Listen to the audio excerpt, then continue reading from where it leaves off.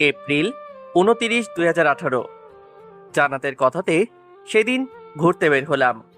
Hostel থেকে লেকের পড়া 1.5 কিলোমিটার দূরত্ব। হোস্টেল থেকে সন্ধ্যায় বের হয়ে রিক্সা নিয়ে লেকের পাড় এসে দেখলাম জান্নাত বসে আছে। কত সময় লাগে? সরি, কোন মেয়ের সাথে ডেটিং করতে গেছিলি? কারোর সাথে যাইনি। সত্যি বল। আরে সত্যি বলছি।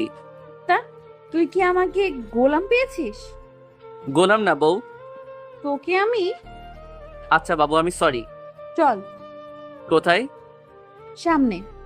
ওকে। জান্নাতের সাথে হাঁটতে হাঁটতে একটা নির্জন স্থানে আসলাম। এত নির্জন জায়গায় আসার কি দরকার ছিল? তোমার কি কিছুই মনে থাকে না? এখানে মনে রাখার কি আছে? আজ কত তারিখ? 29 এপ্রিল। আজ কি ডে? আরে কি বলবে সেটা তো বলো। হুদা এসব বলো কেন? তোকে এখানে আনাটাই আমার ভুল হয়েছে। প্লিজ বলো না আজ কি। আজ আমার বার্থডে নিলয়, আর তুমি বলছো আজ কি? শুধুমাত্র তোমার জন্য আমি বাসায় যাইনি। আর তুমি আজ এভাবে বলছো যেন তুমি আমার কোনো খোঁজ রাখো না। নিজের উপর নিজের রাগ হচ্ছিল। একটা মাত্র জিএফ, তাকেও তার জন্মদিনে উইশ করতে পারলাম না। গিফট করা তো দূরের কথা। আমি সরি সোনা। লাগবে না তোমার সরি। আমি কালকেই বাসায় চলে যাব। তাহলে আমার কি হবে? জানি না, কাল বাসায় যাব। একদম 2 মাস পরে হোস্টেলে ফিরবো। বাবু, তোমাকে ছাড়া আমি এতিম হয়ে পড়বো। এসব জানতে চাই না। বাবু এখানে বসো। একটা পাথরের উপর বসিয়ে। সত্যি বলতে তুমি জানো আমার এবং আমার পরিবারের সাথে তেমন কোনো সম্পর্ক নেই। ভাইয়া আমাকে দেখতেই পারে না। তো আমি কি করব? এবারের মতো ক্ষমা করো। ক্ষমা কেন? তোমাকে কিছুই গিফট করতে পারলাম না। আমি কিছু চেয়েছি? না, তাহলে কেন বলছো? এমনি বললাম। কিছু সময়ের জন্য জান্নাত একদম চুপ হয়ে গেল। আমাকে গিফট করবে? কি লাগবে? তোমার ওয়ালেট বের করো, তারপর বলছি। এই যে। আমি এখন হোস্টেলে যাব। তুমি ঠিক 15 মিনিট পর আমার হোস্টেলে যাবে। তাহলে টাকা দাও। সেটা তো হবে না। মানে? তুমি দৌড়ে দৌড়ে গিয়ে হোস্টেলে গিয়ে জড়িয়ে ধরে ভালোবাসি বলবে, আর ওইটাই আমার গিফট। বাবু এটা অসম্ভব। না গেলে অনেক খারাপ হবে। তোমার সময় 1 মিনিট পর থেকে শুরু হবে। জান্নাত। জান্নাত আর কিছু না বলেই আমাকে রেখে সিএনজি নিয়ে চলে গেল। কি করব ভেবেই পাচ্ছি না। এত কম সময়ে হোস্টেলে যাওয়া বলতে গেলে অসম্ভব।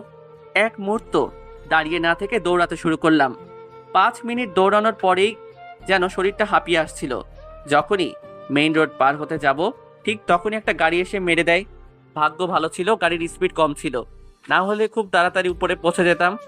উঠে গিয়ে আবারও দৌড়াতে যাব, ঠিক তখন শুনতে পেলাম, এই ছেলে এদিকে আসো। তখন তো তোদের খেয়াল করিনি, দূর থেকে বললাম। তাড়াতাড়ি বলুন। তুমি জানো কাদের সাথে কথা বলছো? কাছে এসে দেখলাম আর্মি, আর তিনি অন্য কেউ না, স্বয়ং সিনহা স্যার। ভয়ে গলাটা শুকিয়ে গেল। কোথায় যাচ্ছ? স্যার জিএফকে উপহার দিতে। গিফট? সেটাও দৌড়িয়ে? এটাই চেয়েছে। মানে? সব বললাম। কেন? পৌঁছে দেই? ধন্যবাদ স্যার, চলুন। স্যারের সাথে গাড়িতে উঠে দেখলাম আরও কয়েকজন আর্মি রয়েছেন। ঠিকানা বলো। Girls hostel 3/1। নাম কি তোমার? নিলয়। দৌড়ানোর ক্ষমতা আছে? কলেজের মধ্যে টপার। শুধু কি এটাই, নাকি আরো কিছু পারো? সাঁতারেও দক্ষতা আছে। এটা নাও। স্যার এটা? স্ত্রীর জন্য নিয়ে যাচ্ছিলাম, তার চেয়ে বরং স্ত্রীর জন্য তোমার এবং তোমার জিএফ এর গল্প সাথে নিয়ে যাব। মেজর স্যারের মুখে এমন কথা শুনে একটু লজ্জা পেয়ে চুপ করে গেলাম। লজ্জা পাওয়ার কিছু নেই, আমিও প্রেম করেই বিয়ে করেছি। আর শোনো, পরশু এই ঠিকানায় চলে আসবে। কেন স্যার? তোমার সাথে একটা মিটিং করব। কিন্তু স্যার আমার কাছে এত টাকা নেই। আপনাকে তো বললাম জিএফ ওয়ালেট কেড়ে নিয়ে গেছে। এটা রাখো। স্যার কি বলছেন এসব?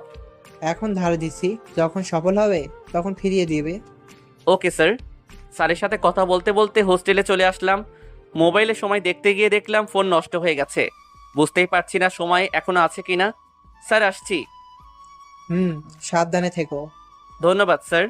সবাইকে উদ্দেশ্য করে সালাম দিয়ে গার্লস হোস্টেলের নিচে থেকে জান্নাতকে ডাকলাম। জান্নাত নিচে এসে বলল, বাহ, এত তাড়াতাড়ি? হুম। হাত পেছনে কেন? এটা তোমার জন্য। ওয়াও, আই লাভ ইউ কুত্তা। আই লাভ ইউ টু কুত্তি। ক্যাম্পাসের মধ্যে জান্নাতকে জড়িয়ে ধরে কপালে চুমু দিতেই বলল, তোমার হাতে রক্ত কিভাবে আসলো? রাস্তায় পড়ে গেছিলাম। আসতে বলেছি বলেই কি আসতে হবে? ভালোবাসি যে। ঢং। গিফট পেয়েছো? হুম, আর অনেক happy. Love you. I love you too পাগল। জান্নাতের সাথে কথা বলতে বলতে রাস্তায় চলে আসলাম। একসময় বললাম, এখন যাই, অনেক রাত হয়ে গেছে। এটা ধরো, ওয়ালেট দিয়ে। রেখে দাও, বেশি কিছু নাই। আমি বেশি কিছু দিতে পারিনি, বাট কিছু দিয়েছি। বুঝলাম না। হোস্টেলে গিয়ে দেখো। ঠিক আছে, বাই। হুম, আর শোনো, হ্যাঁ বলো। I miss you. কাল বাসায় যেতে হবে। অনেক মিস করব। আমিও। এখন যাচ্ছি। জান্নাতের থেকে হাত ছাড়াবো, তখনই হাতে কামড় দিল। আউচ, মাইট খাবা। দাও। হাত দিয়ে মারার ভয় দেখাতেই চোখ বন্ধ করে নিল। যখন দেখলো আমি আর মারলাম না, তখন আবার হাতে কামড় দিল। মাথায় আলতোভাবে ধাক্কা দিতেই হাত দিয়ে মুখ মুচড়ে ধরল। পাগলিটার ভাব দেখে মাথায় থাপ্পড় দিতেই অভিমানে মুখ ঘুরিয়ে নিল। তাহলে মারলে কেন? এটাকে মারা বলে? হুম, আর তুমি এখন শান্তি পাবে। বলুন মহারানী, আমাকে কি শাস্তি পেতে হবে? হাঁটতে হাঁটতে অনেক দূর এসে গেছি। এখন তুমি আমাকে কোলে নিয়ে আবার হোস্টেলে দিয়ে আসবে। তুমি না বললেও আমি এটাই করতাম সোনা।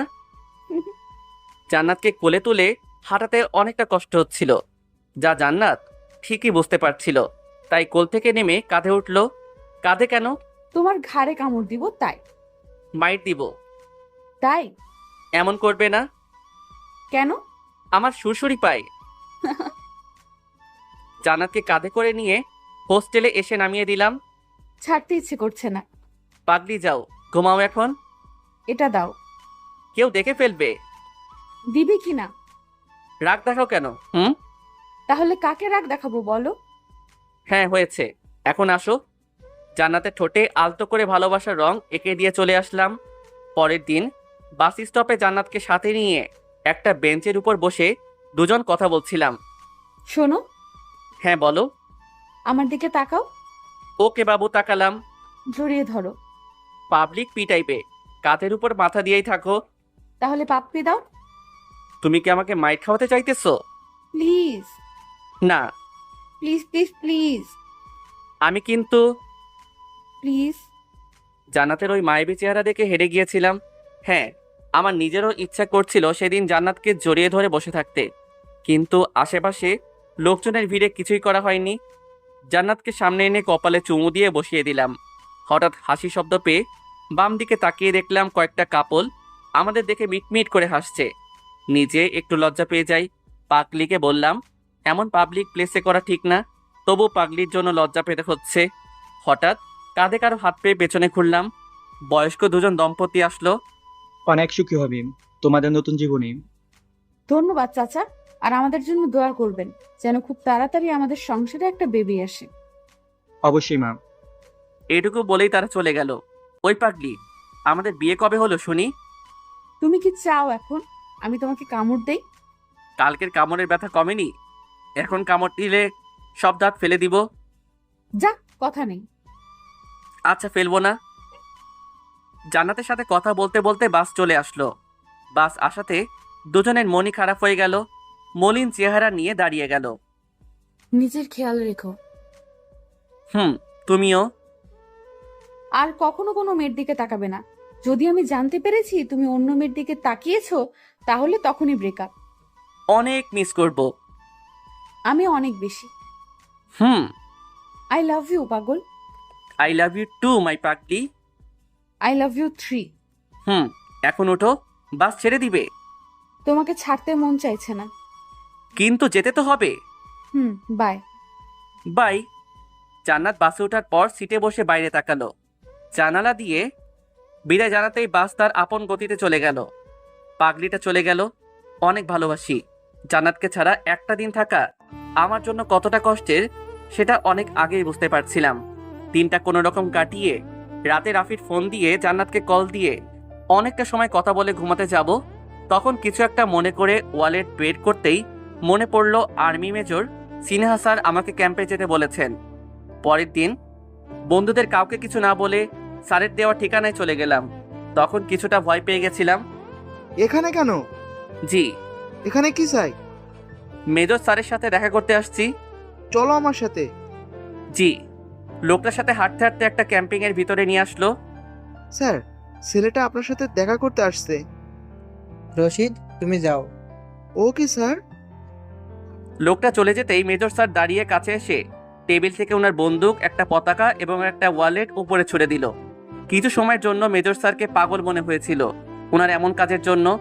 তিনটা জিনিস একসাথে আমার ধরা সম্ভব ছিল না, কারণ তিনটার দূরত্ব কিছুটা দূরে ছিল। অন্য দুটোকে রেখে লাল সবুজের পতাকাটাকে সম্মানের সাথে ধরে স্যারের হাতে দিলাম। আমার দিকে অবাক ভঙ্গিতে তাকিয়ে থেকে বলল, সাবাস বেটা, তুই সিলেক্ট হয়ে গেছিস। স্যার কিসের সিলেক্ট? তুমি বাংলাদেশ আর্মিতে সিলেক্ট হয়েছো। আজ থেকেই তোমার প্রশিক্ষণ শুরু। স্যার আপনার কথা আমার একদম মাথায় আসছে না। তুমি যদি টাকা বা ক্ষমতাকে ভালোবাসতে তাহলে ওই দুটোর মধ্যে যে কোনো একটা ধরতে, বাট তোমার মধ্যে আছে প্রকৃত দেশপ্রেম। কিন্তু স্যার আমি এভাবে। দেশকে ভালোবাসো? অবশ্যই স্যার। তাহলে আমার কথাটা শোনো। Okay sir. সেদিন থেকে আমার যাত্রা শুরু। আমাকে প্রশিক্ষণের সাহায্য স্বয়ং মেজর স্যার নিজেই করেছেন। রানিং, সুইমিং, ফায়ারিং সহ অন্যান্য দক্ষতার জন্য মেজর স্যারের কাছে খুব তাড়াতাড়ি একজন ফেভারিট আর্মি হয়ে উঠি।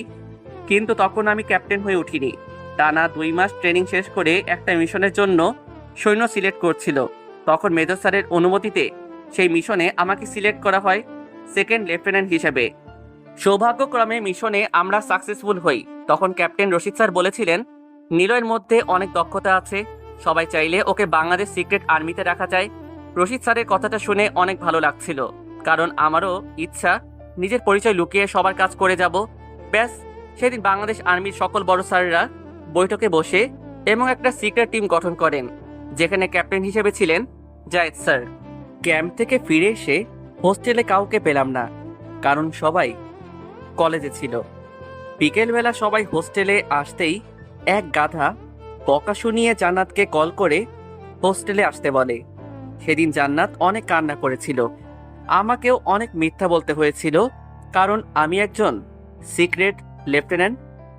তার ঠিক 2 মাস পরে মেজর স্যার আমাকে ক্যাম্পে আবারও মিশনের জন্য ডাকে। সব কিছু রেডি করে সিক্রেট মিশনে যাই। সেটা ছিল কক্সবাজারের মুন্না ভাই নামের একজন ডাকাতের বিরুদ্ধে। সেদিন আমরা সাকসেস হয়েছিলাম, কিন্তু আমাদের ক্যাপ্টেন জায়েদ স্যার সবাইকে বিদায় দিয়ে শহীদ হন। তখন আমাদের সিক্রেট টিম প্রায় ভাঙার উপক্রম। ঠিক তখন কর্নেল শাহিন স্যার আমাকে ডেকে নতুন করে টিম করতে বলে। অবশ্য তখন আমি ক্যাপ্টেন পদবি পেয়ে গেছি। তখন আবরাবকে সব বলি। প্রথমে না না করলেও পরে রাজি হয়ে যায়, এবং তারপরে আমি এই অবস্থানে বাস্তবে ফিরলাম। অতীত থেকে বাস্তবে ফিরলাম, বুঝতে পারলে? জি স্যার। তবে স্যার, আপনার আর জান্নাতুল ম্যাডামের কি বিয়ে হয়ে গেছে? না। কেন? কারণ এখনো জান্নাত জানে না আমি কে। ও, এখন সবাই রেডি হয়ে নাও, প্রশিক্ষণ শুরু করতে হবে। মিশনে যাচ্ছি কবে? সময় বলে দিবে। ওকে। সবাই উঠে বাইরে চলে গেল। পুনরায় প্রশিক্ষণ শুরু করলাম। দক্ষতা যতই থাক না কেন, শিক্ষার শেষ নেই। টিমের সকল মেম্বাররা ওসমানের দলের সবাইকে প্রশিক্ষণ দিচ্ছিল। ফায়ারিং দক্ষতার জন্য ছোট ছোট কাঠের উপর ফায়ার করতে লাগলাম। এভাবে আরো কয়েকটা দিন চলে গেল। বলতে গেলে প্রায় 1 মাস এভাবেই অতিবাহিত হয়েছে। সব এখন আগের অবস্থায় ফিরে আসছে। উপর থেকে আমাদের জানানো হয়েছে আবু সাইদ তার জঙ্গি দল নিয়ে দেশে নতুন প্রভাব সৃষ্টি করার পরিকল্পনা করতে ব্যস্ত হয়ে পড়েছে। গুহার বাইরে সে একটা পাথরের উপর বসে সবার কথা ভাবছি। তখন আবরাব সামনে আসলো। 2 মাসেরও বেশি সময় চলে গেল। 2 মাস 13 দিন। মিশনে যাওয়া হচ্ছে কবে? কাল যাচ্ছি। পরশু বাসায় গিয়ে সবাইকে সারপ্রাইজ দিব, তবে তার থেকেও বেশি জান্নাতকে দিব। কিভাবে? পরশু জান্নাতের বার্থডে। আরে বাহ, ভালোই। তোর জিএফের কি খবর? কথাটা বলতেই মন খারাপ করে সামনে বসে পড়লো। কিরে, কি হলো? ব্রেকআপ করে চলে গেছে। কারণ কি ছিল? ঠিক মতো সময় না দেয়, ভাবে যে আমি অন্য কারোর সাথে রিলেশনে জড়িয়ে ওকে অবহেলা করছি। কখনো বলিস নাই? না, কেন? যদি মিশনে আমার কিছু হয়ে যায় তাহলে ওর কি হবে, তাই কিছু বলিনি। আমার মতো করেছিস? একদম পিচ্চিদের মতো কথা বলতো, সবসময় হাসি খুশিতে দিন পার করে দিত। আমি কখনো রেগে গিয়ে কথা বললেই কান্না করে দিত। আর আজকে সেই মেয়ে আমাকে আর কথা বলার জন্য জোরই করে না। অনেকবার বলার জন্য জোর করেছি, তো প্রতিবার কোনো কথা না বলেই মাথা নিচ করে চলে গেছে। ওর ফ্রেন্ডদের কাছে জিজ্ঞেস করেছি কারোর সাথে রিলেশনে জড়িয়েছে কিনা, তো সবাই বলতো আমার সময় না দেওয়াটাই ওর কাছে বড় কারণ, চাই না আমার সাথে কথা বলতে। এখনো অনেক কান্না করে, তো আমার হাত তো এমন করেই বাঁধা আছে, এও হাত টান করে ওকে জড়িয়ে ধরতে পারবো না। আবরাবের নিজের চোখেও হয়তো জল জমা হয়ে গেছে। অন্যদিকে তাকিয়ে চোখের জল মুছে নিল। সব ঠিক হয়ে যাবে। ঠিক করা সম্ভব না। আমি সব ঠিক করে দিব, ভরসা রাখ আমার উপর। ভরসা আছে বলেই তোর সাথে এখানে আছি। মিশন শেষ হলেই সবাই সবার প্রিয়জনকে সব কথা খুলে বলবে, তখন আর কোনো বাধা থাকবে না। ক্যাপ্টেন।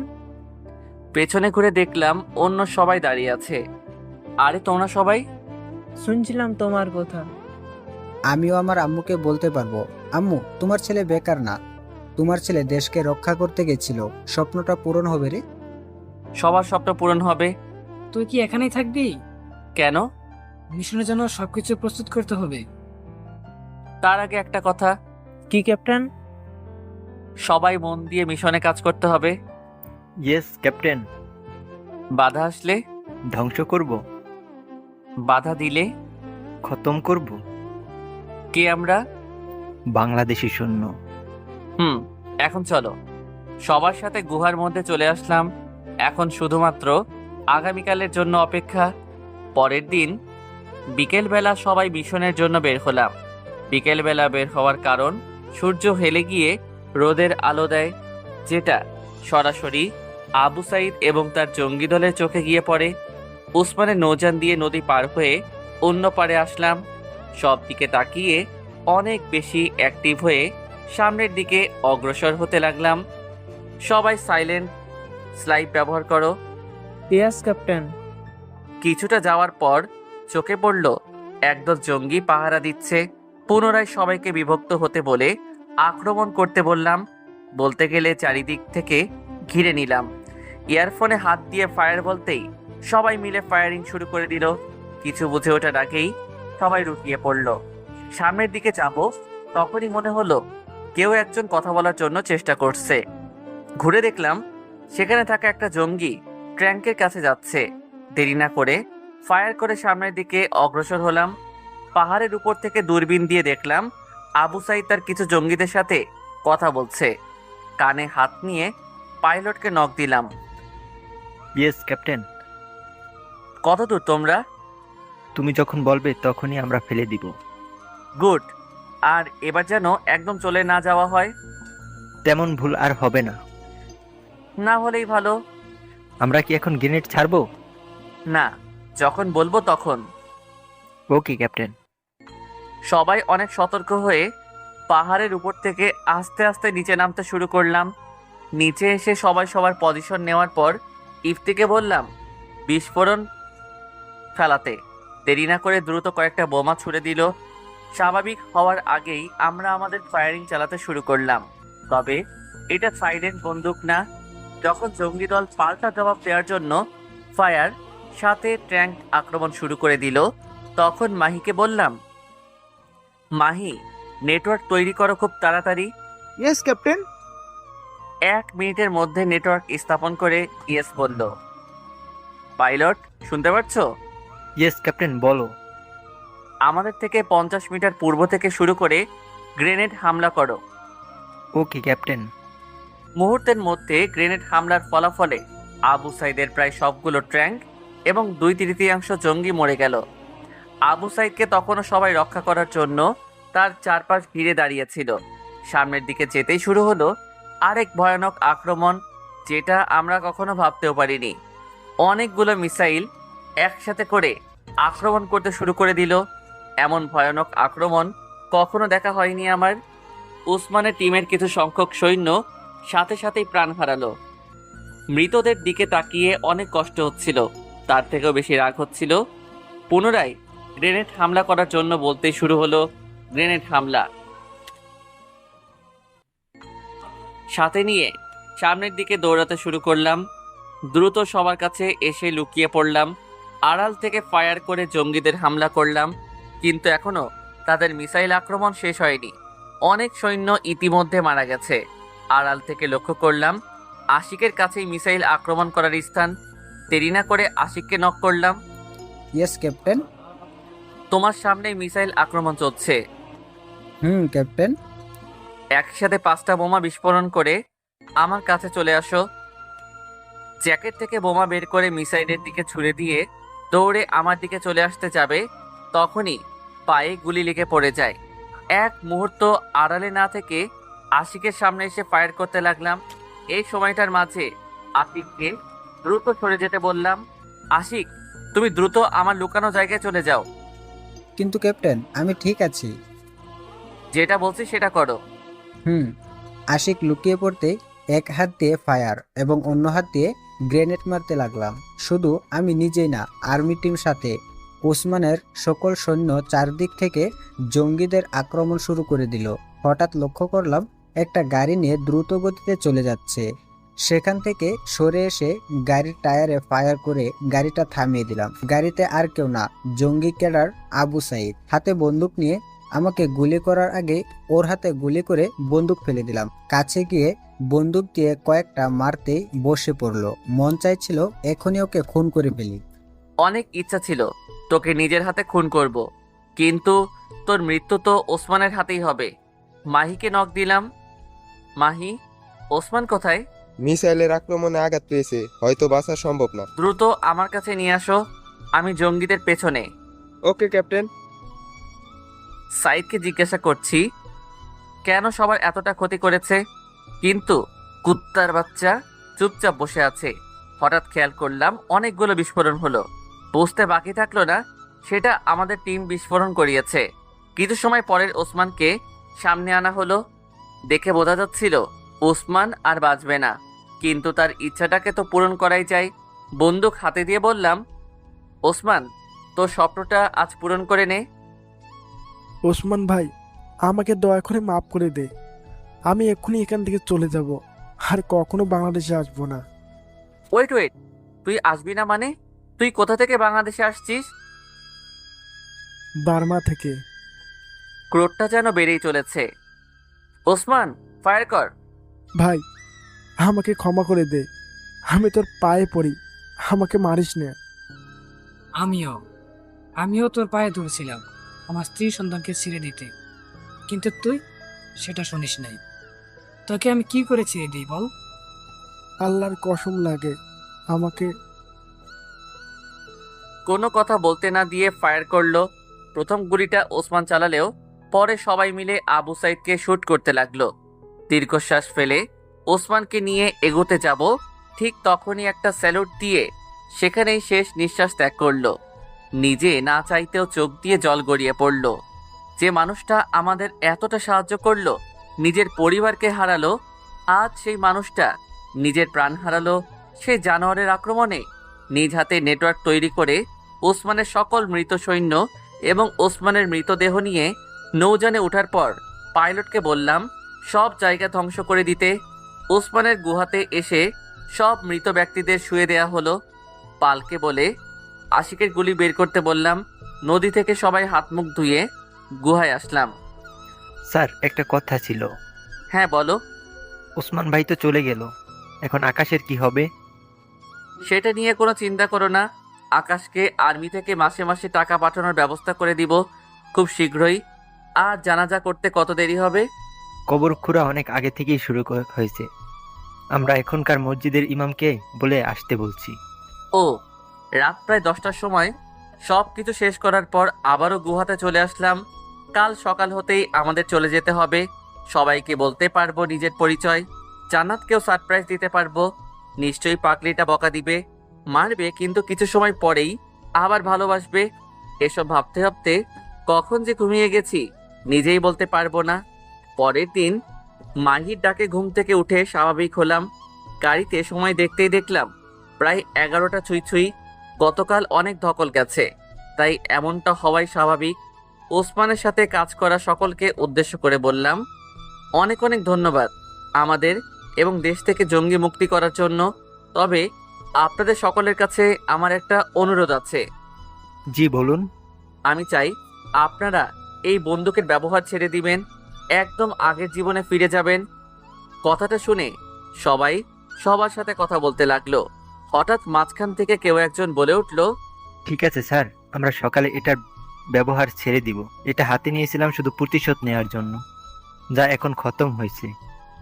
তাই আর আমরা এটা ব্যবহার ছেড়ে দিয়ে নতুন জীবনের অগ্রসর হব। ধন্যবাদ সবাইকে। ক্যাপ আমাদের নেওয়ার জন্য উড়োজাহাজ আসছে। ভালো থাকবেন সবাই। অনেক অনেক শুভকামনা রইল আপনাদের নতুন জীবনের জন্য। আপনাদেরও ধন্যবাদ স্যার, আমাদের এতটা সাহায্য করার জন্য। আল্লাহ হাফেজ। আল্লাহ হাফেজ। দাঁড়িয়ে না থেকে সবাইকে বিদায় দিয়ে টিমের সকল মেম্বারদের নিয়ে উড়োজাহাজে উঠে বেল্ট পরে নিলাম। সবাই সবার দিকে তাকিয়ে হেসে দিলাম। হাসবই বা না কেন, এতদিন পর যে সবাই সবার মনের কথাটা প্রিয়জনদের বলার সুযোগ পেয়েছি। তাছাড়া সবাই তো এটাই চেয়েছিলাম। ক্যাম্পে আসতেই দেখলাম আর্মি ডিপার্টমেন্টের সবাই গোল হয়ে দাঁড়িয়ে আছে। উড়োজাহাজ থেকে নামতেই মেজর এবং কর্নেল স্যার এগিয়ে আসলো। সাবাস captain Niloy, thank you sir. তোমাদেরকেও স্বাগতম বয়েস, অনেক সাহসিকতার পরিচয় দিয়েছো। সবাই এখন বিশ্রাম নিতে যাও। 3টা জেনারেল স্যার এসে সবার সাথে কথা বলবে। নিলয়, তুমি সবাইকে নিয়ে তাঁবুতে চলে যাও। Okay sir. স্যালুট জানিয়ে সবাইকে সাথে নিয়ে তাঁবুতে এসে কিছু সময় কথা বলার পাশাপাশি ড্রেস খুলে অন্য ড্রেস পরে নিলাম। বিকেল হতেই জেনারেল স্যার ক্যাম্পিংয়ে চলে আসলো। সবাই মিলে স্যারকে সালাম জানিয়ে কর্নেল স্যার কেবিনে নিয়ে গেল। কিছু সময় পরেই মেজর স্যার আমাদের ডেকে কেবিনে নিয়ে গেল।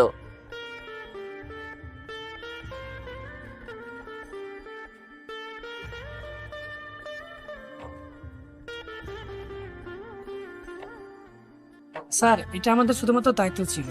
তোমাদের আগে অনেক সেনা গিয়েছে, ওদের সাথে লড়াই করেছে, কিন্তু কেউ সফল হয়নি। Well done. জেনারেল স্যার কিছু সময় কথা বলার পর বললাম, স্যার একটা লোক ছিল যে কিনা একজন আর্মি থেকে কোনো অংশে কম না। সে আমাদের সাথে ওর বিরুদ্ধে যুদ্ধ করেছে এবং সেখানে শহীদ হয়েছে। তবে তার একটা ভাতিজা আছে। তার ভরণ পোষণ যদি আর্মি থেকে নেওয়া হতো অনেক খুশি হতাম। মঞ্জুর। আর কিছু? আমাদের টিম আরো শক্তিশালী করতে চাই। পাশে থেকে সবসময় সাপোর্ট করব, আর আগামীকাল তোমাদের আনুষ্ঠানিকভাবে অভিনন্দন জানানো হবে। স্যার, আমাকে আজকেই বাসায় যেতে হবে। কথাটা বলার পরপরই মেজর স্যার আমাকে টেনে আলাদা নিয়ে আসলো। অনেক বড় কিছু হতে চলেছে, আর তুমি বলছো আজকে বাসায় যেতে হবে? স্যার, আজ ওর বার্থডে। জীবনে প্রথমবার সারপ্রাইজ দিতে চাইছি। প্লিজ স্যার, কিছু একটা ম্যানেজ করেন। তুমি আমাকে জেনারেল স্যারের থেকে বকা শোনাবে? স্যার, আপনিও তো ম্যাডামকে ভালোবেসে বিয়ে করেছেন। এখন যদি আমি না চাই তাহলে ব্রেকআপ। থাক, আর বলতে হবে না, দেখি কিছু করা যায় কি না। আমি বাইরে আছি স্যার। বাইরে এসে অনেকটা সময় অপেক্ষা করার পর মেজর স্যার বাইরে আসলো। স্যার, আমার কথাটা? পাস হয়েছে, তবে 7 দিন পরে এসে নিজের পুরস্কার আনুষ্ঠানিকভাবে নিয়ে যাবে। ঠিক আছে স্যার। সন্ধ্যা হতে জেনারেল স্যার চলে যাওয়ার পর আমরা সবাই বেরিয়ে পড়লাম। এটাও সবাই ড্রেস পরে। অনেকটা সময় যাওয়ার পর কিছু একটা মনে পড়ে ইফতির কাছে ফোন দিলাম। উল্লেখ্য, আমি ছাড়া সবাই সবার ফোন ক্যাম্পে রেখে গেছিল। ইফতির থেকে ফোন নিয়ে ভাইয়াকে কল দিলাম। কে বলছেন? আমি ভাইয়া। নিলয়, টেলিভিশনে দেখাচ্ছে তোরা মিশনে সাকসেস হয়েছিস। জান্নাত দেখেছে? আরে না, আমি তো দপ্তর থেকে এটা দেখার সাথে সাথে কল দিয়ে এলাকার সবার টেলিভিশনের লাইন বন্ধ করে দিয়েছি। অনেক বড় হেল্প করছিস। কোথায় তুই এখন? বাসায় আসছি। ভাইয়া, তুই জান্নাতের বাসায় আসতে পারবি এখন? কেন? জান্নাতকে সারপ্রাইজ দিব। জান্নাত এখানে আছে? তুই চলে যাওয়ার পর পাগলামি শুরু করে দেয়, তাই অরিতা এখানে রেখেই পড়াশোনা করাচ্ছে। ঠিক আছে, এখন রাখছি। সাবধানে আসিস। হ্যাঁ। কল কেটে দিয়ে ইফতিকে ফোন দিয়ে দিলাম। বাস স্টপে এসে আমাদের নামিয়ে দিয়ে গাড়ি আবার যেতে শুরু করলো, কারণ অন্যদের সবাইকে বাসায় পৌঁছে দিতে হবে। তুই চলে যা। তুই কোথায় যাবি? একটা কেক আর ফুল কিনে বাসায় যাব। এখন রাত 11টা বাজে। গলির ভিতরে পেয়ে যাব। ঠিক আছে, সাবধানে আসিস। আবরাবকে বিদায় দিয়ে গলির ভিতরকার একটা দোকান থেকে কেক আর কয়েক ধরনের গোলাপ ফুল নিয়ে হাঁটতে শুরু করলাম। বাস স্টপ থেকে বাসা 5 মিনিট সময় লাগে। বাসায় এসে কলিং বেল বাজাতেই ভাইয়া দরজা খুলে দিল। হয়তো আমার জন্যই বসে অপেক্ষার প্রহর গুনছিল। ড্রেস পরে আসিস, কেউ দেখে ফেলবে তো। এখন দেখলে সমস্যা নেই। হাতে কি? জান্নাতের বার্থডে। লাইফে আজ প্রথম উইশ করব, কখনো ওকে উইশ করতে পারিনি। আমার সাথে আয়। ভাইয়ার সাথে বাসার ভিতরে আসার পর ভাইয়া একটা রুমের মধ্যে রেখে কেক নিয়ে টেবিলের উপর রাখলো। হঠাৎ করে আমাকে রুমের মধ্যে রেখে ভাইয়া বাহিরে গিয়ে এসব কেন করছে সে নিজেই বলতে পারবেন। ভাইয়া আমার দিকে তাকিয়ে দৌড়ে রুমের দরজা বন্ধ করে দিয়ে গেল। এখন বেশ অবাক হলাম, তবুও চুপ করে বসে রইলাম। হঠাৎ মনে পড়লো রুমের একটা জায়গা ফাঁকা আছে, যদিও বাইরে থেকে বোঝা যায় না, তবে রুম থেকে খুব করে বোঝা যায় বাইরে কি হচ্ছে। ভাইয়া প্রথমে কেকটা সাজিয়ে রেখে আম্মু আব্বুকে ডেকে ডেকে বাইরে দাঁড় করালো। আম্মু আব্বু কিছু বলতে চাইলেও ভাইয়া চুপ করতে বলাতে চুপ করে গেল। পরক্ষণেই ভাইয়া উপরে গিয়ে কিছু একটা করতে লাগলো। অনেকটা সময় যাওয়ার পর দেখলাম ভাবি আর ভাইয়া জান্নাতের চোখ বেঁধে নিচে নিয়ে আসছে। জান্নাতের জোরে জোরে কথা খুব করে বোঝা যাচ্ছিল। আপু, আমাকে এমন করার মানে কি? একটু অপেক্ষা কর। কেন অপেক্ষা করব? আমাকে এমন করে কোথায় নিয়ে যাচ্ছ? মাত্র 3 মিনিট বোন। আমার ভালো লাগছে না। ভালো লাগার জন্যই তো এসব বলছি। দূর। আর কোনো কথা না বলে ভাইয়া ভাবির সাথে জান্নাত নিচে আসলো। জান্নাতকে কেকের সামনে দাঁড় করিয়ে রুমের দরজা খুলে দিয়ে চলে গেল। আমি বের হব তখন আবারও ভাইয়া এসে রুমেই থাকতে বলল। শালার কপাল একটা, মনটা চাইতাছে বাসা থেকে এখনই বের হয়ে যাই। এতদিন পর বাসায় আসলাম, এসেও এসব দেখতে হচ্ছে। তবুও মুখ বুজে আছি। দরজার আড়াল থেকে সবার কথা শুনতে লাগলাম। ভাইয়া কিছু সময় কথা বলার পর আমাকে বলল, ক্যাপ্টেন, এখন আসো। বুঝতে বাকি রইল না ভাইয়া আমাকে ডাকছে। রুমে না থেকে বাইরে বের হতেই আব্বু আম্মু ভাবি সহ অবাক ভঙ্গিতে তাকিয়ে আছে। আমাকে এই অবস্থায় দেখবে কখনো কল্পনাও করতে পারিনি। ভাইয়া সবাইকে ইশারা করে চুপ করতে বলল, কিন্তু আম্মু তখনও আমার দিকে তাকিয়ে আছে। কোনো কথা না বলে আব্বু আম্মুকে জড়িয়ে ধরলাম, কিন্তু ভাইয়ার জন্য কোনো কথা বলতে পারছিলাম না। এবার ভাইয়া শুরু করলো, হ্যাপি বার্থডে শালিকা, তবে তোর জন্য সারপ্রাইজটা সামনে অপেক্ষা করছে। কি দেখবি? চোখ খুলে দিলে তো দেখবো, তাই না? ওরে তার চোখের বাঁধন খুলে দাও। ঠিক আছে আম্মা। আম্মুর কথা মতো জান্নাতের চোখের বাঁধন খুলে দিয়ে আমার দিকে এক নজর তাকানোর পর কয়েকবার পিছে গিয়ে বসে পড়ল। ভাবি জান্নাতকে ধরে দাঁড় করাতেই কান্না করে দিল। কেমন আছো? আম্মু, আমি তোমার ছেলের সাথে কথা বলতে চাই না। ওনাকে বারণ করো যেন আমার সাথে কথা বলতে না আসে।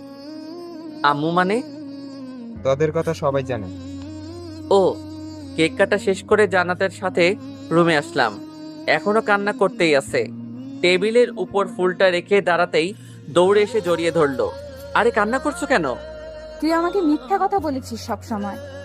একটা কথা মিথ্যা বলেছি। কেন ছেড়ে গেছিলে আমাকে রেখে? এটার জন্য। এটা মানে? জান্নাতকে ছাড়িয়ে ভালো করে ড্রেস দেখালাম। হয়তো এখন অবধি আমার ড্রেস খেয়াল করেনি। তুই আর্মি ট্রেনিং এ গেছিলি? না, মিশনে। কিসের মিশন ছিল? কাল জানতে পারবে। আমি এখন আর তোকে ভালোবাসি না।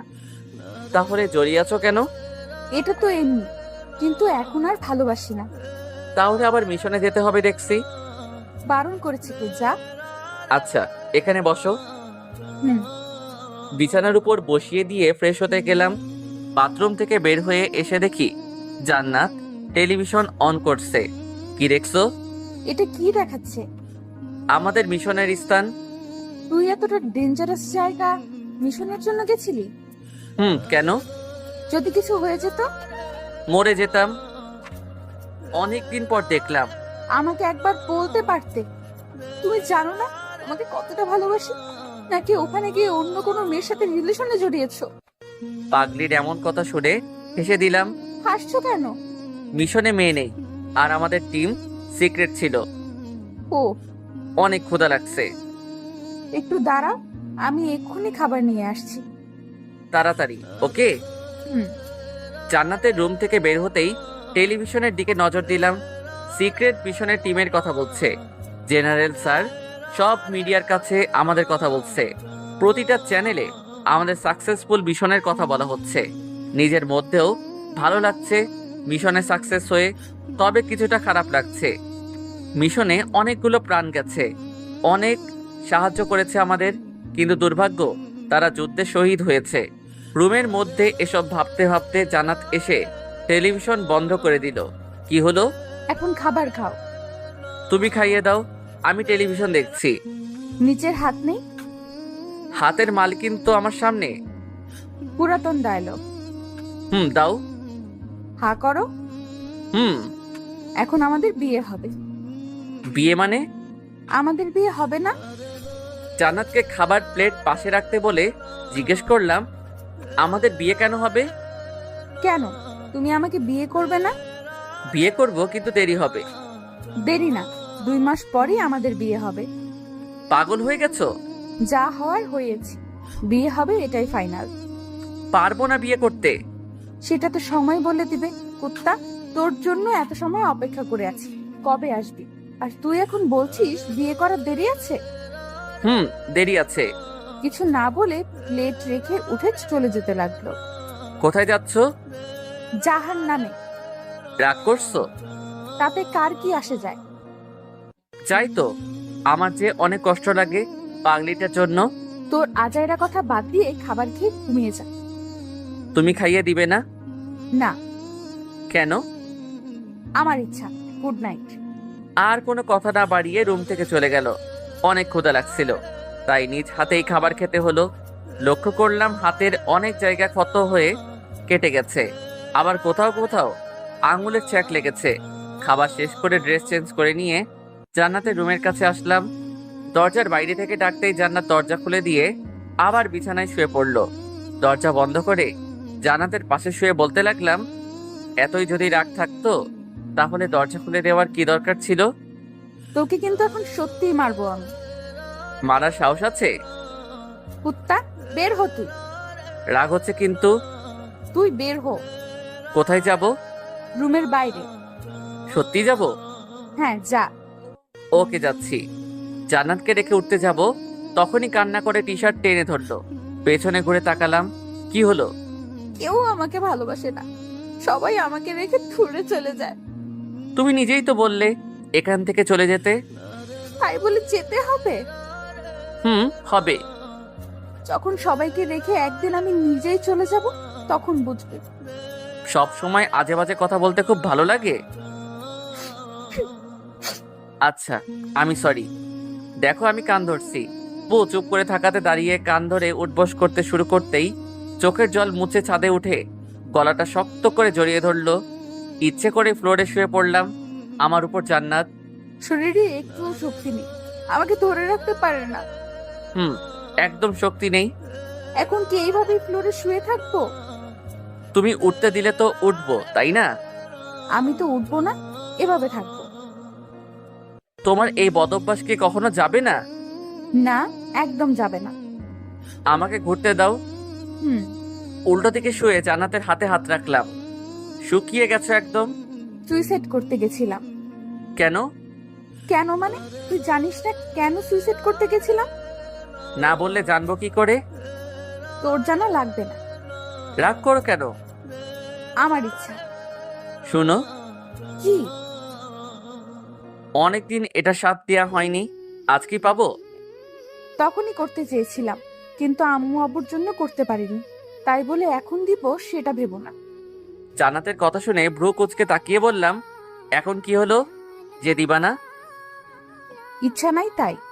আমার তো আছে। দিব না, যাও। সত্যি দিবা না? না। ওকে, তাহলে রুমে গিয়ে ঘুমাই যাই। এখান থেকে আর কোনো লাভ হবে বলে মনে হয় না। হুম। উঠো। ওকে।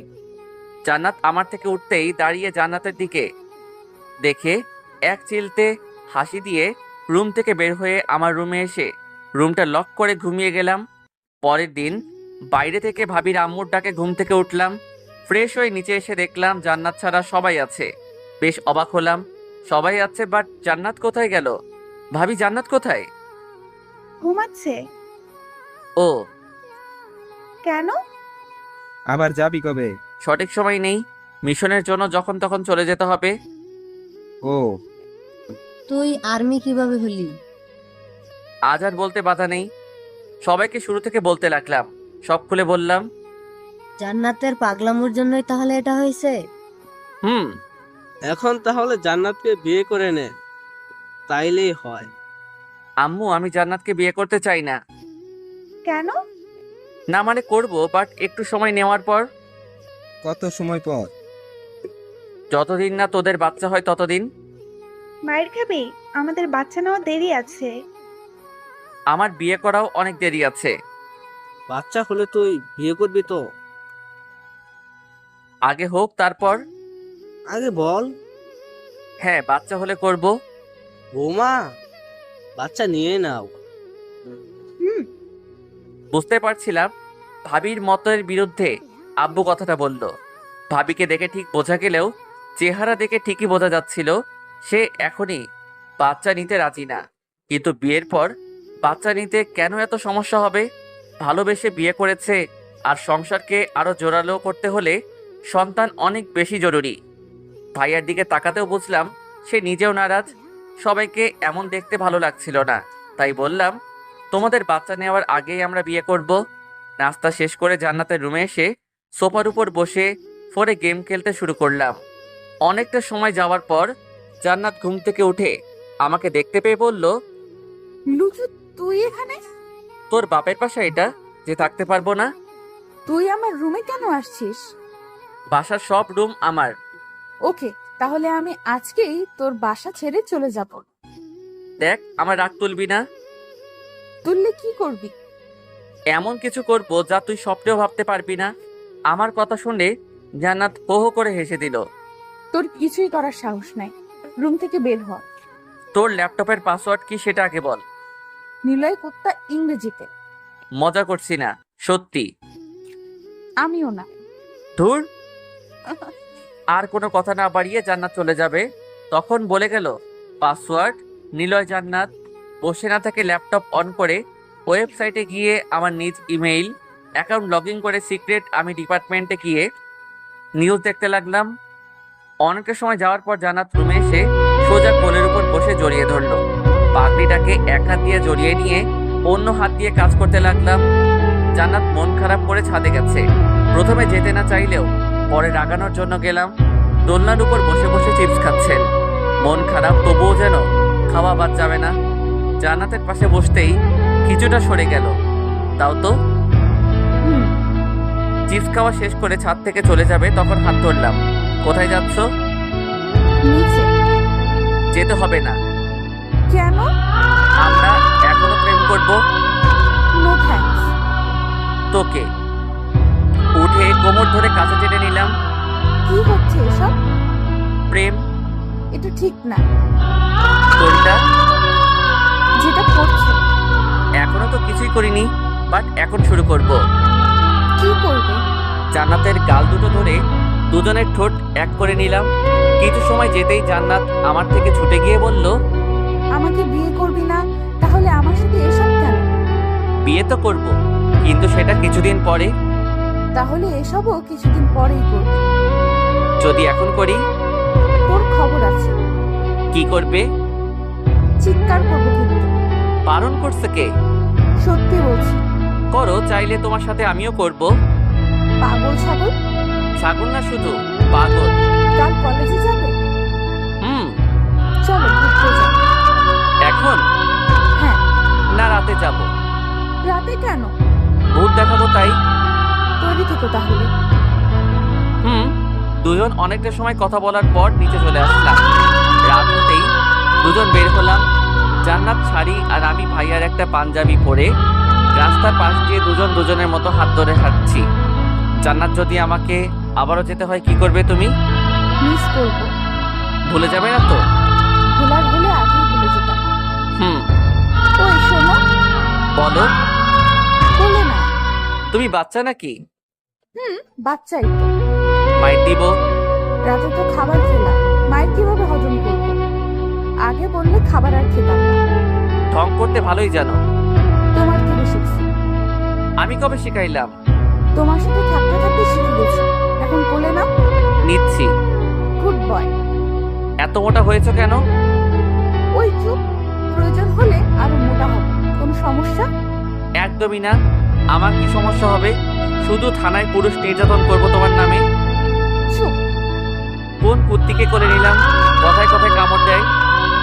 আর একবার এসব বললে আবারও কামড় দিব। থাক, আর কামড় দিতে হবে না। রাতে আরো কিছু সময় দুজন ঘোরাঘুরি করার পর বাসায় চলে আসলাম।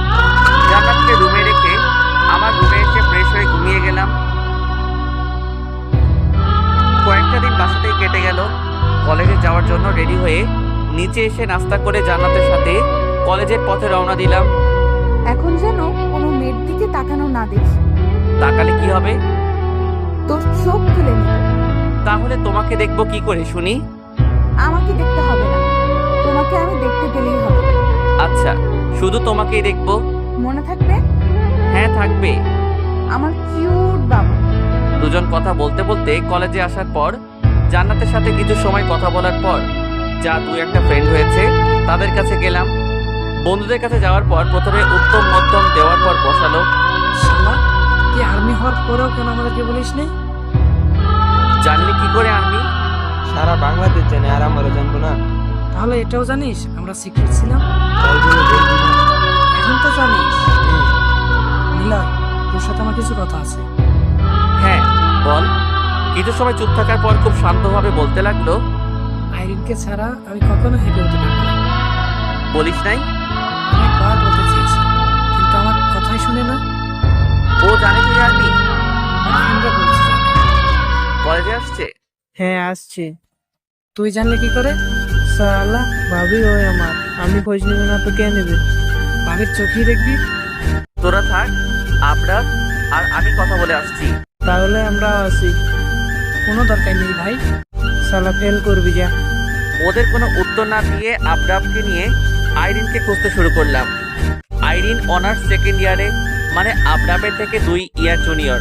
জান্নাতের মতো একদম বজ্জাত না, অনেক শান্ত একটা মেয়ে। প্রায় 5 মিনিট খোঁজার পর দেখলাম আইরিনের ফ্রেন্ডের সাথে আড়ালে বসে আড্ডা দিচ্ছে। হাই। জি ভাইয়া, কিছু বলবেন? আইরিনের সাথে কথা ছিল। আইরেন, তুই থাক, আমরা যাচ্ছি। আমিও যাব। তোমার সাথে কথা আছে। কথা বলার ইচ্ছা নেই। দেখলি, এটাই আমাকে দিনের পর দিন পাগল করে দিচ্ছে। কিছু বলতে চাইলেই এটা বলে দূরে চলে যায়। আরে ভাই, আমিও তো একটা মানুষ, তাই না? কতটা সহ্য করবে এমন অবহেলা? তুই শান্ত হ, আমি কথা বলছি তো, তাই না? কিন্তু আবরাবকে অনেক বুঝিয়ে চুপ করানোর পর বললাম, শোনো আইরিন, আবরাব যদি অনার্স শেষ করার পরেও যদি বেকার থাকতো তাহলে তোমার কেমন লাগতো? তোমার পরিবার কি আবরাবকে মেনে নিত? উল্টো তুমি তাকে জবের জন্য চাপ দিতে। কিছুই জানেন না, আমি ওকে এসবের জন্য না। ও আমাকে ঠিকভাবে সময় দেয় না, কথা বলার পরে চলে যায়। এখানে আমার বান্ধবীদের বয়ফ্রেন্ডরা সবসময় ওদের সময় দেয়, রাতের বেলা ঘুরতে যায়, কিন্তু ও আমাকে কখনো কোথাও ঘুরতে নিয়ে গেছে? ঘুরতে গেলে কি ভালোবাসা প্রকাশ পায়? না। কিন্তু ভাইয়া, ভালোবাসার মানুষটাকে যদি সময় দিতে না পারে তাহলে কিসের ভালোবাসা? তোমাকে একটা কাহিনী বলি, তার আগে তুমি শান্ত হয়ে বসো। আবরাব এবং আইরিনকে একসাথে বসানোর পর বললাম, যখন আমাদের মিশনের আর একটা দিন আছে তখন সবাই সবার ইচ্ছাকে বলছিলাম। মিশন শেষ হওয়ার পর কে কি করবে? আশিক বলছিল তার আম্মুকে বলবে সে বেকার না। মাহি বলছিল সে তার জিএফকে বলবে তার জব মিলে গেছে। এভাবে সবাই সবার মনের ভিতরকার কথা বলছিল, কিন্তু আবরাব কি বলছিল জানো? জানবে কি করে? তুমি তো সেখানে ছিলেই না। আবরাব বলছিল সে তার পাগড়িটাকে সব বলে অনেক বেশি সময় দিবে, আর আমাদের সবার জন্য এটাই সেই সুযোগ প্রিয়চন্দ্রের অনেক বেশি সময় দেওয়া। আর তুমি এখন ওকে অবহেলা করছো। যখন আবরাব আবার চলে যায় তখন কি হবে? তখন ওকে মিস করলেও কোনো লাভ হবে বলে মনে হয় না। তুমি কি বলেছিলে? কাঁধে উঠে হঠাৎ করেই এমন কথা বলাতে কিছুটা আটকে উঠে খেয়াল করলাম জান্নাত তুমি এখানে। পাগলটার কথা শুনছিলাম। তাই? আর আইরি, তুমি একদম ওদের কথায় কান দিবে না। আগে শাস্তি, তারপর ভালোবাসা। ঠিক বলেছো আপু, কি শাস্তি দেওয়া যায়? কানে ধরে উঠবস, এটাকে কান ধরে উঠবস করিয়েছিলাম। গুড আইডিয়া, চলো এখন শুরু হয়ে যাও। আর এখানে সবাই আছে, কলেজের সিনিয়র, তার উপর আমি একজন আর্মি। এখন তুমি শুধুমাত্র প্রেমিক, তাই কথা কম বলে তাড়াতাড়ি করো। নিলয়, আবরাবকে কিছু না বলে জান্নাতকে চুপি চুপি বললাম, এটা কেন বললে? চুপ থাকো আর নিজেদেরটা দেখো কেন? আমাদের মেয়েদের জায়গা থেকে একবার ভাবো কতটা কষ্ট করতে হয় আমাদের। কষ্টের ফলটা কিন্তু মিষ্টি হয়েছে। হয়েছে, আর বলতে হবে না। বারণ করো না ওকে। কখনো না। আইরিন আপু, তুমি ওনাকে কান ধরতে বলো। ওই তুমি ধরো। ফিরে সালাম। ভাই ধর। কান ধরো। আইরিনের কাছে হার মেনে কান ধরে উঠবস করতে শুরু করলো। প্রায় 15-20 বার করার পর আইরিন থামতে বলে জড়িয়ে নিল। যাক, শেষ অবধি দুজনের মিল হলো। ক্লাস শেষ করে জান্নাতকে সাথে নিয়ে ঘুরতে যাব। তখন বলল, আজ ড্রিঙ্কস করবো। পাগল নাকি? করবে না? এসব ঠিক না। তুই যখন সিগারেট খাস তখন কি হয়? এখন তো খাই না। ড্রিঙ্কস শুধু আজকে করবো, প্লিজ না করো না। এটা আমার জন্য ডেঞ্জার। তুই খাবি?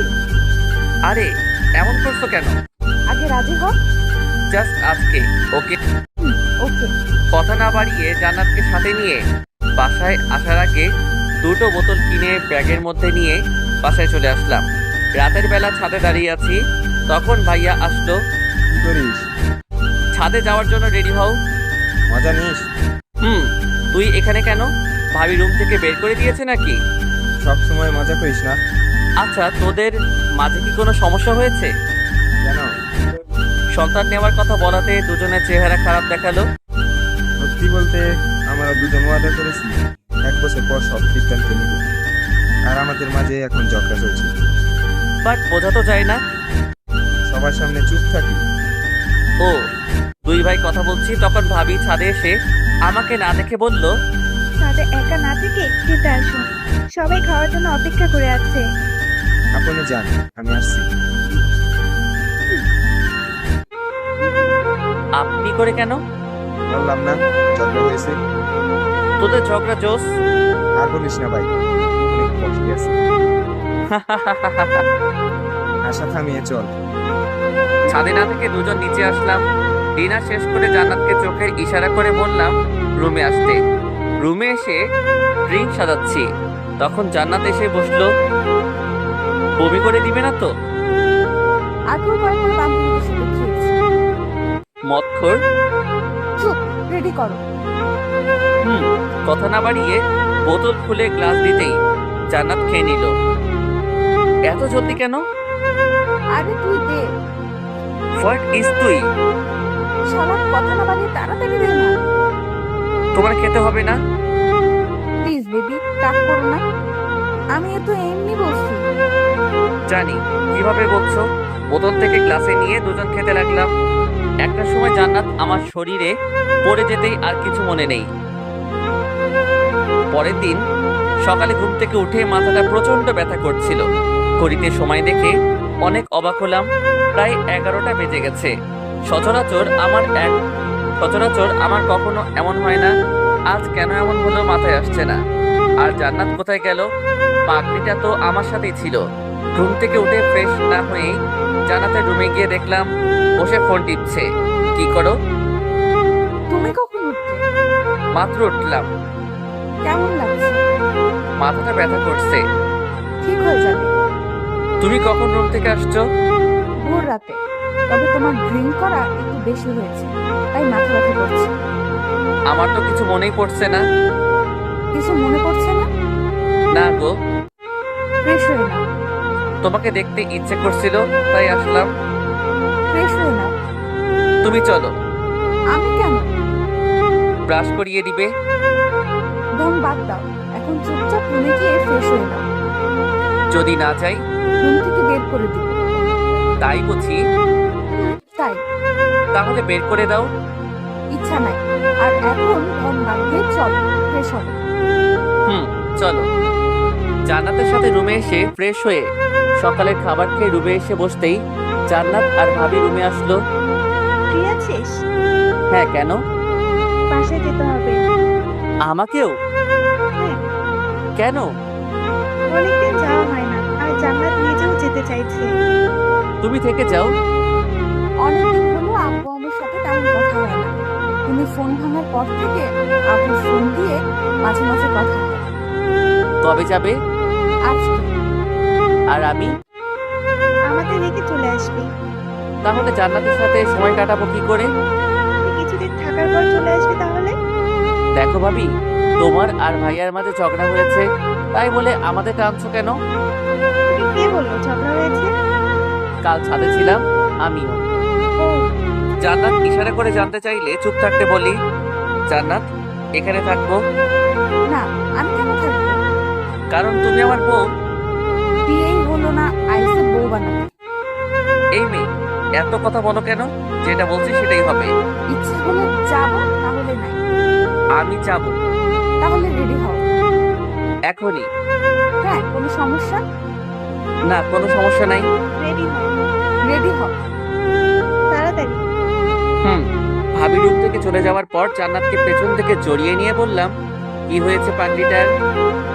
কই কিছু না তো। তাহলে মন খারাপ কেন? আব্বু আমার কথা মনে পড়ছে তাই এমন লাগছে। এখন যাচ্ছি তো। হুম। পরে যাই। কেন? জান্নাতের চুলের মধ্যে মুখ গুজিয়ে দিতেই আমার থেকে সরে গেল। তুমি রেডি হও। আমাকে কিছু বলতে না দিয়ে জান্নাত রুম থেকে বের হয়ে চলে গেল। শালার কি একটা মাইয়া কপালে জুটছে, রোমান্স করার সময়টাও দেয় না। দাঁড়িয়ে না থেকে রেডি হয়ে নিচে এসে দুজনের জন্য অপেক্ষা করতে লাগলাম। অনেকটা সময় পর দুজন নিচে আসতেই দুজনকে নিয়ে রওনা দিলাম। অনেকটা সময় পর ভাবিদের বাসায় পৌঁছালাম। কয়েকটা দিন খুব ভালো করে কাটানোর পর ভাবি ফোন নিয়ে আমার কাছে আসলো। কে কল করেছে? তোর ভাই। কি বলে? ওনার থেকেই শোন। দাও। ভাবি থেকে ফোন নিয়ে একটু দূরে চলে গেলাম। হ্যাঁ বল। তোকে ক্যাম্পে যেতে হবে। কে বললো? গভর্নমেন্ট শাহিন কল করছিল। আচ্ছা, আমি কথা বলছি। ঠিক আছে, বাই। কল কেটে দিয়ে স্যারের নাম্বারে কল দিলাম। স্যার, আমি ক্যাপ্টেন নিলয়। হ্যাঁ ক্যাপ্টেন, বলো। স্যার, এখন আমাকে ক্যাম্পে যাওয়ার জন্য কেন বলা হচ্ছে? নতুন কিছু আর্মি নিয়োগ করতে হবে, সেখানে তুমিও থেকে তাদের প্রশিক্ষণ দিবে। স্যার, আমার পরিবর্তে অন্য কাউকে দিলে হয় না? জেনারেল স্যার বলেছেন। কবে আসতে হবে? আগামীকাল, সাথে তোমার টিম মেট্রোরাও থাকতে হবে। Yes sir. অপেক্ষা করছি তোমার জন্য। জি স্যার। ইচ্ছা না থাকা সত্ত্বেও আমাকে ক্যাম্পে যেতে হবে, কারণ আমার প্রিয়জনদের ডেকে চলে যেতে হবে। ভাবিকে ফোন দিয়ে রুমে গিয়ে কিছু সময় ভাবলাম। জান্নাতকে ডেকে রুমে আনলাম। কিছু কথা ছিল। হ্যাঁ বলো। আগামীকাল যেতে হবে। আসবে কবে? 6 মাস কিংবা 1 বছর। এতটা সময়? প্লিজ মন খারাপ করো না। হুম। অনেক মিস করব। ফোন ব্যবহার করতে দিবে? দিবে, কিন্তু তোমার সাথে কথা বললে সবকিছু ভুলে যাই, যদি প্রশিক্ষণে ভুল করে ফেলি। ও। দিনটা কোনো রকম কাটিয়ে জান্নাতকে বিদায় দিয়ে বাস স্টপ থেকে সোজা ক্যাম্পে চলে আসলাম। 6 মাস পর দিনগুলো ভালো কাটলেও খুব করে ভালো কাটেনি। আব্বু আম্মু ভাইয়া ভাবি আর পাগড়িটাকে রেখে 6 মাস কাটিয়ে দেওয়া মিস করলেও কষ্ট হয়নি, কারণ আমরা যে বাংলার সৈনিক। তবে আসার সময় অনেক দিনের ছুটি নিয়ে রওনা দিয়েছি।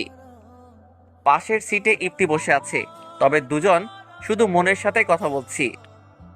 যদিও 6 মাসেও আমাকে ছাড়তে চাইনি, কিন্তু অন্য একজনকে সিলেক্ট করার জন্য আমি মেজর স্যারকে বলাতে আমাদের টিমকে ছুটি করে দেয়। বাসায় এসে কলিং বেল বাজাতে আম্মু দরজা খুলে দিল। আম্মুকে জড়িয়ে ধরে বললাম, কেমন আছো আম্মু? হ্যাঁ বাবা, ভালো আছি। তুই সেখান থেকে আমাদের কেন কল করিস না? সমস্যার জন্য আম্মু। তোর সমস্যাটা কি আজ অব্দি সেটাই জানলাম না। অন্যরা কোথায়? ভিতরে। চলো। হ্যাঁ আয়। সাথে বাসার ভিতরে আসতেই সবাই রুম থেকে বাইরে চলে আসলো। কিন্তু অবাক করা বিষয়, সবাই আসলেও জান্নাতকে দেখতে পাচ্ছিল না। আমাকে দেখে ভাবির বুকটাও ফ্যাকাশে লাগছে। সবার মুখে টুকটাক কথা বলার পর ভাইয়াকে নিজের রুমে নিয়ে আসলাম। কিরে, এভাবে নিয়ে আসলি যে? জান্নাত কোথায়? ওর বাসায়।